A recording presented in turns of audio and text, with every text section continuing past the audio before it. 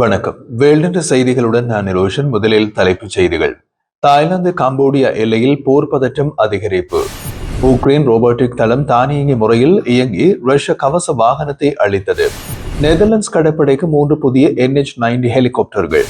அமெரிக்காவை பாதுகாப்பு அச்சுறுத்தலாக அறிவித்து அதிர வைத்தது டென்மார்க். உக்ரைன் ஆளற்ற விமான தாக்குதலில் ரஷ்ய வான் பாதுகாப்பு சிதைவு. இனி விரிவான செய்திகள். தாய்லாந்து மற்றும் கம்போடியா எல்லையில் வெடித்த போர் புதன்கிழமையும் தணியாமல் தொடர்வதால் ஆயிரக்கணக்கானோர் பாதுகாப்பான இடங்களை நோக்கி வெளியேறுகின்றனர். இந்த தாக்குதல் ஏன் இப்போது முக்கியம் என்றால் 4 லட்சத்திற்கும் அதிகமான மக்கள் பாதிக்கப்பட்டுள்ளார்கள். பல கிராமங்கள் காலியாகிவிட்டன.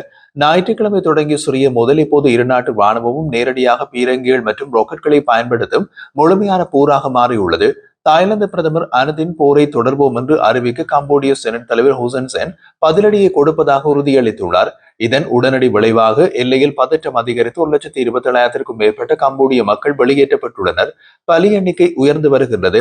நீண்ட காலமாக இருக்கும் எல்லை பிரச்சினை மற்றும் அமெரிக்க ஜனாதிபதி டொனால்ட் ட்ரம்ப் கொண்டு வந்த போர் நிறுத்த ஒப்பந்தம் தோல்வியடைந்ததுதான் இந்த தாக்குதலுக்கு முக்கிய காரணம். தாய்லாந்து தரப்பில் 5 ராணுவ துருப்புகளும் கம்போடியா தரப்பில் ஒரு குழந்தை உட்பட 9 பொதுமக்களும் உயிரிழந்துள்ளதாக தரவுகள் தெரிவிக்கின்றன. அமெரிக்கா இதுவரை போர் நிறுத்த ஒப்பந்தம் தொடர்பாக தம்மை தொடர்பு கொள்ளவில்லை என்று தாய்லாந்து பிரதமர் கூறுகின்றார். ஆனால் அமெரிக்க ராஜாங்க அமைச்சின் செயலாளர் மார்கோ ரூபியோ ஜூலை மாத ஒப்பந்தத்தை மதித்து நடக்குமாறு இரு தரப்பையும் கேட்டுக் கொண்டுள்ளார். இதற்கு முன்பு ஜூலை 5ஆம் தேதி நடந்த போரை தடுக்க அமெரிக்கா தலையிட்டது. இப்போது மீண்டும் அதே சூழல் உருவாகியுள்ளது. பொதுமக்கள் கடும் அச்சத்தில் உள்ளார்கள்.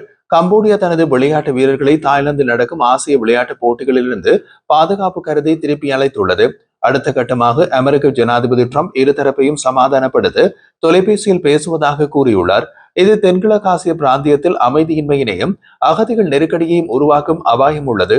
எல்லை பிரச்சனைகளை தீர்க்க தற்காலிக ஒப்பந்தங்களை விட நிரந்தர தீர்வு அவசியம் என்பதையும் இது எச்சரிக்கின்றது.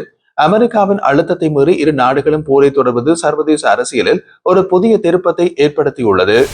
உக்ரைனின் 5வது காய்வ் தாக்குதல் படைப்பிரிவு இரவு நேரத்தில் ரஷ்ய கவச வாகனத்தை அளிக்க முதன்முறையாக டிலைட் எனும் ரோபோட்டிக் அமைப்பை பயன்படுத்தியுள்ளது.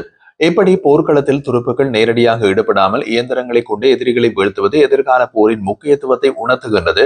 நேற்று டிசம்பர் 10ஆம் தேதி இரவு ரஷ்ய படையினர் உக்ரைன் எல்லைக்குள் ஊடுருவ முயன்ற போது இந்த சம்பவம் நடந்துள்ளது. ரஷ்யாவின் MT-LB கவச வாகனம் உக்ரைன் நிலைகளை நோக்கி வந்து கொண்டிருந்த போது தரையில் இருந்து டிரைட் ரோபோ அதை அடையாளம் கண்டது. இதன் விளைவாக ரோபோ நடத்திய துப்பாக்கி சூட்டில் கவச வாகனம் நிலை குலைந்து நின்றது. அதிலிருந்து ரஷ்ய துருப்புகள் கொல்லப்பட்டனர். எதிரிகள் இரவு நேரத்தில் பதுங்கி வருவதை கண்டறிய இந்த ரோபோட்டிக் களத்தில் தெர்மல் கேமரா பொருத்தப்பட்டிருந்ததே இதற்கு காரணம். இதற்கு சான்றாக தாக்குதல் நடந்த விதத்தை விளக்கும் தெர்மல் கேமரா காட்சிகளை அந்த படைப்பிரிவு வெளியிட்டுள்ளது. நாங்கள் நவீன தொழில்நுட்பத்தை பயன்படுத்தி போர் முறைகளை மாற்றிக் கொண்டிருக்கின்றோம் என்று உக்ரைன் படைப்பிரிவு தெரிவித்துள்ளது. வழக்கமாக ஆளற்ற விமானங்கள் தாக்குதல் நடத்தும் நிலையில் தரையில் இயங்கும் ரோபோக்கள் தாக்குதல் நடத்துவது இதுவே அரிதான நிகழ்வு. உக்ரைன் ஏற்கனவே தமது தாக்குதல்களில் ஆளற்ற விமானங்களை பயன்படுத்தி வந்தாலும் தரைவழி தாக்குதலில் இது ஒரு புதிய மைல்கல். இந்த தாக்குதல் ரஷ்ய படைகளுக்கு ஒரு பெரிய அதிர்ச்சியினை கொடுத்துள்ளது. இனி தரைவழி நகர்வுகளும் பாதுகாப்பற்றதாக மாறக்கூடும். அடுத்து வரும் நாட்களில் இது போன்ற இன்னமும் பல தரைவழி ரோபோக்கள் போர்க்களத்தில் களமிறக்கப்பட வாய்ப்பு உள்ளது. இது நவீன போர்க்களத்தில் மனித இழப்புகளை குறைத்து தொழில்நுட்பத்தின் ஆதிக்கத்தை அதிகரிக்கும். எதிரிகளின் நடமாட்டத்தை கண்காணிக்கவும் தாக்கவும் ரோபோக்கள் சிறந்தது என்பதை இந்த சம்பவம் உலகுக்கு உணர்த்துகிறது. செயற்கை நுண்ணறிவு மற்றும் ரோபோட்டிக்ஸ் தொழில்நுட்பம் போரின் போக்கியை மாற்றும் வல்லமை கொண்டது என்பதற்கு இதுவே சான்று. நெதர்லாந்து ராயல் விமானப்படை தமது கடற்படை பலத்தை அதிகரிக்க மேலும் 3 NH-90 ஹெலிகாப்டர்களை வாங்கும் ஒப்பந்தத்தில் கையெழுத்திட்டுள்ளது. இது ஏன் முக்கியம் என்றால் நவீன கடல்சார் பாதுகாப்பு மற்றும் நேட்டோ படைகளுடனான ஒருங்கிணைப்புக்கு இந்த ஹெலிகாப்டர்கள் மிக அவசியம். இந்த ஒப்பந்தம் இத்தாலியில் உள்ள லியோனார்டோ நிறுவனத்தால் தயாரிக்கப்பட்டு நவீன தொழில்நுட்பங்களுடன் வழங்கப்படும் என்று தெரிவிக்கப்பட்டுள்ளது. நெதர்லாந்து பாதுகாப்பு துறையும் நேட்டோ ஹெலிகாப்டர் மேலாண்மை அமைப்பும் இணைந்து இந்த ஒப்பந்தத்தை செய்துள்ளன. இதன் மூலம் நெதர்லாந்தின் கடல் கண்காணிப்பு மற்றும் தாக்குதல் திறன் பன்மடங்கு அதிகரிக்கும். ஏற்கனவே 1999 முதல் இந்த திட்டத்தில் நெதர்லாந்து பங்காற்றி வருவதால் அதன் தொடர்ச்சியாகவே இந்த புதிய வாங்குதல் நடக்கின்றது. புதிய ஹெலிகாப்டர்கள் டேட்டா லிங்க் 22 மற்றும் நவீன எலக்ட்ரோ ஆப்டிக்கல் அமைப்புகள் இருப்பதாக தெரிவிக்கப்பட்டுள்ளது. இது ஒரு நீண்டகால முதலீடு மற்றும் எங்கள் நம்பிக்கையினை உறுதிப்படுத்துகிறது என்று நெதர்லாந்து அதிகாரி கர்னல் டொமினிக் டாக்வெட் தெரிவித்துள்ளார். சோமாலியாவில் கடற்கொள்ளையர்களை ஒடுக்க 2013 நெதர்லாண்ட்ஸ் இந்த ஹெலிகாப்டர்களை பயன்படுத்தியது குறிப்பிடத்தக்கது. பிற நேட்டோ நாடுகளும் இதே ரக ஹெலிகாப்டர்களை பயன்படுத்துவதால் கூட்டு பயிற்சிகளுக்கு இது மிகவும் உதவியாக இருக்கும். இந்த புதிய வரவு நெதர்லாண்ட்ஸ் கடற்படையின் தயார் நிலையை உறுதிப்படுத்தும் என்று அதிகாரிகள் நம்புகின்றனர். விரைவில் இந்த ஹெலிகாப்டர்கள் முழுமையான போர்த்திறனுடன் நெதர்லாண்ட்ஸ் படையில் இணைக்கப்படும். ஐரோப்பிய பிராந்தியத்தில் ரஷ்யா போன்ற நாடுகள் அச்சுறுத்தல் அதிகரித்துள்ள நிலையில் இது ஒரு முக்கியமான தற்காப்பு நடவடிக்கையாகும். பாதுகாப்பு துறையின் நவீனமயமாக்கல் என்பது காலத்தின் கட்டாயம் என்பதை இந்த ஒப்பந்தம் நினைவூட்டுகின்றது. இந்த ஒப்பந்தம் நேட்டோ கூட்டணியின் ஒற்றுமையினையும் தொழில்நுட்ப பகிர்வையும் மேலும் வலுப்படுத்தும். வரலாற்றில் முதல் முறையாக ட்ரம்ப் தலைமையிலான அமெரிக்காவை தமது நாட்டின் பாதுகாப்புக்கு அச்சுறுத்தல் என்று டென்மார்க் உளவுத்துறை அறிவித்துள்ளது. நேட்டோ கூட்டாளி நாடான அமெரிக்காவையே டென்மார்க் இவ்வாறு கூறியிருப்பது சர்வதேச அரசியலில் பெரும் அதிர்வலைகளை ஏற்படுத்தியுள்ளது. நேற்று புதன்கிழமை வெளியான டென்மார்க் பாதுகாப்பு உளவுத்துறை DDIS உளவு அறிக்கையில் இந்த தகவல் இடம்பெற்றுள்ளது. கிரீன்லாண்டை தீவாக வாங்க அமெரிக்கா காட்டும் ஆர்வமும் அதை வலுக்கட்டாயமாக கைப்பற்றும் பேச்சுக்களுமே இதற்கு முக்கிய காரணம். இதன் விளைவாக அமெரிக்காவுடனான டென்மார்க்கின் ராஜதந்திர உறவில் விரிசல் ஏற்படும் சூழல் உருவாகியுள்ளது. அமெரிக்கா தனது பொருளாதார மற்றும் தொழில்நுட்ப பலத்தினை பயன்படுத்தி நட்பு நாடுகளை மிரட்டுவதாக அந்த அறிக்கை மேலும் குற்றம் சாட்டுகின்றது.